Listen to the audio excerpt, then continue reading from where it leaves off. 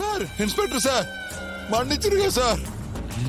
அது நீங்க கேஸ் இருந்தா தான் உள்ள போடுவேன்னு சொல்லிட்டீங்களா, அதனாலதான் சார் கை நீட்ட வேண்டியதா போச்சு. அதுக்காக என்னவே நீ அடிப்பியா? இரு, கொஞ்சம் இரு, உன்னை வந்து ஆடம் கட்டுறேன். Sorry sir. அவன ஒரு வழியா செத்து போகாம உயிர் பொழைச்சோம். ஏமா அவன கொஞ்ச நேரத்துல அவன் நமக்கு சாவு பயத்தை காட்டிட்டானே. இனி நமக்கு எதுவும் பிரச்சனை இல்லையே. சித்தப்பா, அவன் நம்மளை விட கிரிமினலா இருக்கான். ஒரே நேரத்துல நம்ம வீட்ல கார்லன்னு பாம்ப வச்சு நம்மள அவன் அலற விட்டுட்டான் சித்தப்பா. நம்ம 2 பாம் வச்சா அவனும் திருப்பி 2 பாம் வச்சு நம்மள திரும்ப ஸ்டேஷன்ல வந்து உட்கார வச்சுட்டான் பாருங்க.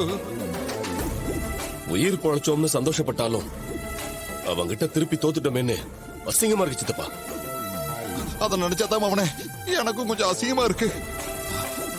இருந்தாலும் இப்ப நமக்கு உயிர் பொழைக்கிறதா முக்கியம். மவனே,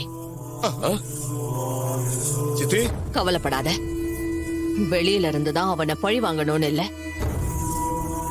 உள்ள இருந்தே நாம யாருன்னு அவனுக்கு காட்டலாம். இங்க இருந்தே அவனை எப்படி கதற விடுறன்னு மட்டும் பாரு. சரி சித்தி.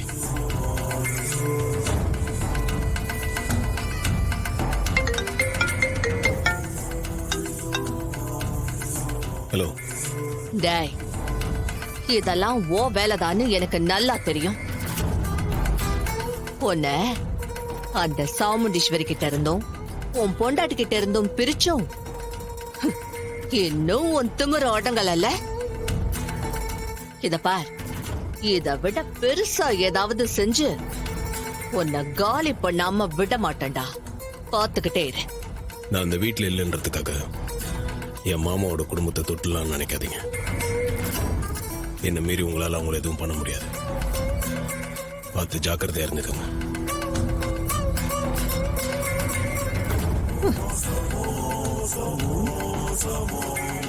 என்ன சித்தி, போன்ல அந்த டிரைவர் பையன் தான் போல இருக்கு. ஆமாம் அவனே, அவனை மீறி அவன் மாமன் குடும்பத்தை நம்மளால எதுவும் பண்ண முடியாதுன்னு சொல்றான். அவனை வீட்டை விட்டு துரத்திட்டோம்னு சந்தோஷமா இருக்க முடியலையே சித்தி. அடுத்தடுத்து டார்ச்சர் கொடுத்துக்கிட்டே இருக்கானே.